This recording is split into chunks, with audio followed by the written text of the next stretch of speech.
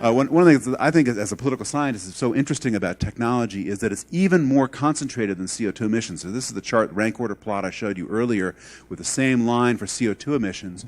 When you look at the countries that spend money on R&D and in the countries that actually get something out of that money for R&D, which we measure often by patents, what you see is an even higher concentration.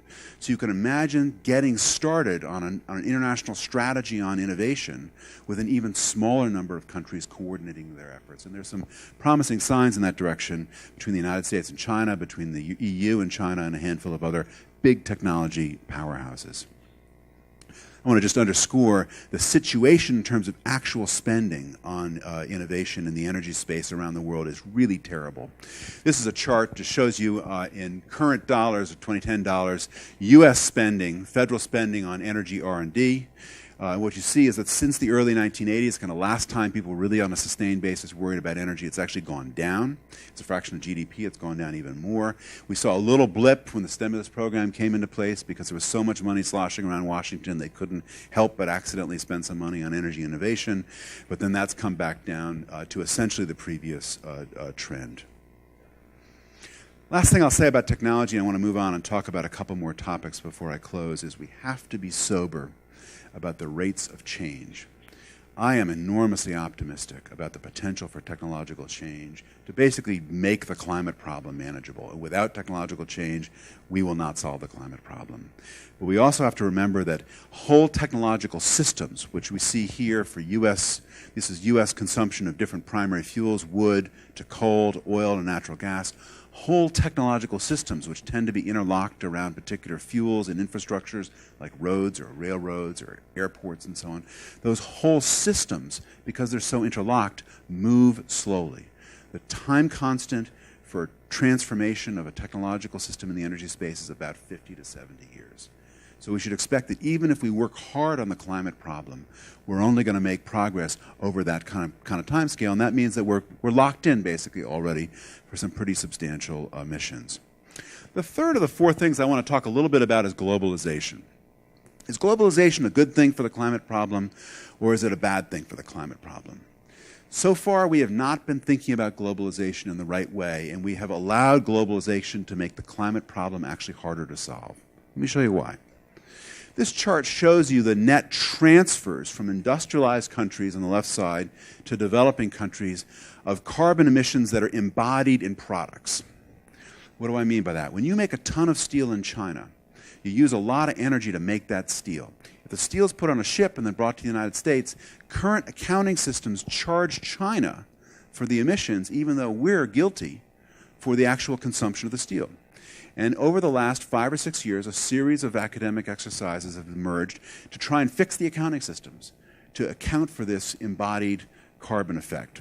In 1990, shown here in the blue bars, there was basically no transfer of embodied carbon from the industrialized countries to developing countries. And since that time, the transfer has exploded. This next chart here just shows you the same information, then broken down by individual countries. The U.S., for example, in 1990 was actually a net exporter, because that's when we had a manufacturing business, no longer so much. And now we're a net importer of carbon. China, of course, is the largest exporter of embodied carbon. Why does this matter for thinking about the climate problem? Because right now, in the countries that are most vital to strategies for dealing with the climate problem, like China, when they look at the potentials here, they look at the possibility of suffering economically in terms of their competitiveness because the accounting systems charge emissions on a territorial basis. We can fix that with border tariff adjustments and a variety of other measures to at least get the incentives right so that a country that's a big exporter doesn't see itself penalized just because it's a more efficient producer of goods and services than countries that are big importers. And it'll also help countries stop lying. Here's an example. Britain, and this is not an anti-British comment, but every country that has claimed big success in every state, including this state of California, big success in controlling emissions, has achieved that success principally through fictions in statistics. Britain claims today that they have achieved a 20% cut in their emissions of greenhouse gases. Enormous achievement. Let's be thrilled about that. But when you do the accounting right, like this chart does, what you see is that British emissions are basically flat. They've basically offshored the production of all energy-intensive goods and services. If we are to get serious about the climate problem, we have to stop. doing that. We have to get the accounting right. And the fourth and last thing I'll say is, can we get anything done? Ralph, in his introduction, said my last book was called Gridlock on Global Warming.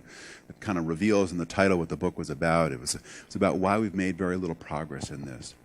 And I advise a lot of companies who are developing climate strategies. And as of 5 or 6 years ago, what you saw at the corporate level was CEOs and boards of directors who, even if they didn't believe climate science, and there's a shocking number of people who don't believe very important insights from science. But even if they don't believe the climate science, they nonetheless were preparing their company to think about what the company's going to do to control emissions, because they believed that all these treaties and all these regulatory instruments and so on are going to generate requirements for them to comply and might actually generate business opportunities if they found a way to control emissions cheaper than their competitors. And you saw that in the oil and gas business. You saw this in the electricity business. You saw this across the board. In the biggest emitter companies, you saw lots of companies trying to be out ahead of the pack because they saw that as a matter of strategic advantage. Today, you see almost none of that. You see companies trying to develop corporate strategies around climate, which is to find the pack and stay inside the pack so nobody notices them. And I think a big part of that is because the international level has produced meeting after meeting, but no outcome after outcome.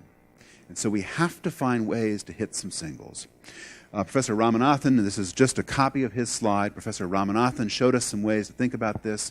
As a political scientist, the pollutants he's worried about, soot in particular, are beautiful pollutants because they cause tremendous amounts of harm to the countries where they're emitted.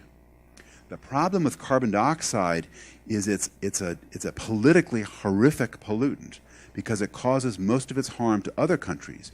And so you emit it from your economy, and the only way that you can actually do something serious about global total emissions of carbon dioxide is if your country cooperates with lots of other countries. You incur high upfront costs for benefits that are far in the future after politicians are long dead. We don't tend to do very well in solving those kinds of problems in political systems. Soot's totally different. Atmospheric lifetimes are much shorter. Most of the harm caused by soot is in direct health consequences to local populations, and so you have people who are mobilized inside your country who want to do something about the problem. And that's true especially for reluctant countries that are reluctant to do something about global problems, and I include the United States in that, I include China in that category, India in that category. Essentially all the world's biggest emitters are countries that are reluctant to do something about the global problem, but will do something when they start to learn about health effects of soot and other short-lived climate pollutants. And so I think this is a tremendous opportunity. It doesn't stop the climate problem. For that, you have to really deal with the long-lived pollutant, and CO2 in particular. But it helps you hit a single or two. And politically, it produces credibility. The whole name of the game in international law is credibility, because you don't have enforcement mechanisms. You can't compel countries to do something that they wouldn't otherwise want to do.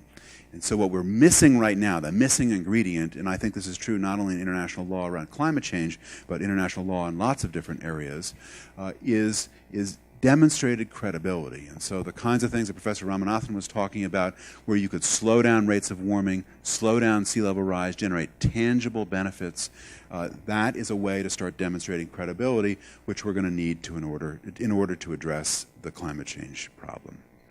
Let me just say that I think the international system, this is maybe the most optimistic thing I'll say tonight, I think the international system is moving in this direction. Even countries that were most enthusiastic about the Kyoto Treaty have now basically abandoned the idea that centralized, top-down emissions targets set in Brussels, set in Geneva, and then applied in the rest of the world, that's not going to work. It's taken a long time. A lot of us have worked for a long time trying to demonstrate why politically and frankly as a matter of law that was never going to work. And I feel like I've been banging my head against the wall for the last 10 or 15 years, writing articles and books demonstrating why that has been the case. We have now won that battle. There's been like a Control-Alt-Delete in the international legal system, where diplomacy now is focused on much more flexible, decentralized, fragmented systems, bottom-up if you like, rather than top-down.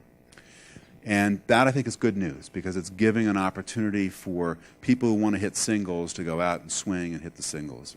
Apologies, I continue on the baseball metaphor here. So I think it's headed in this direction.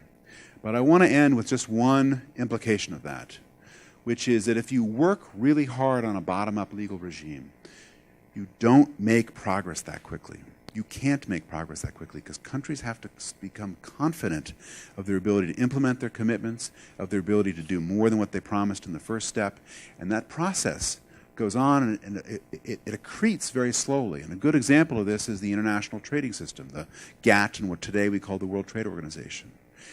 The most effective example of international cooperation in world history. It took 50 years to build. And so what we're talking about here is a system that if you work hard on it, it'll take 50 years to build. Unfortunately, we've squandered the last 23 years. And so that means we are committed, I think at minimum, for a world of 2 degrees, maybe 2.5 degrees. We're committed to infrastructures that are going to emit a lot more carbon, that aren't going to look like those big reductions in emissions that you need in order to stop warming at 1.5 or 2 degrees. And so a much larger part of the global climate change debate in the coming years, I think, is going to be about adaptation and about what do you do when you face the reality that climate's going to be changing, sea levels are going to be rising, weather patterns are going to be changing, and so on, because that's inevitable. And the political calculation around adaptation is totally different from the political calculation around controlling emissions. Around controlling emissions, you can only really make a dent in the problem if you cooperate with other countries. On adaptation, you can make a dent in the problem if you just work hard on it yourself. Because the benefits for coastal planning, for agricultural planning, those benefits accrue locally. And so we're going to see, I think we're all going to be surprised by how quickly lots of jurisdictions, and San Diego is a good example, San Diego's in the lead in some respects, how quickly these local jurisdictions are going to move to realize that they need to do something about adaptation and are going to start to implement that very rapidly indeed. Thank you very much.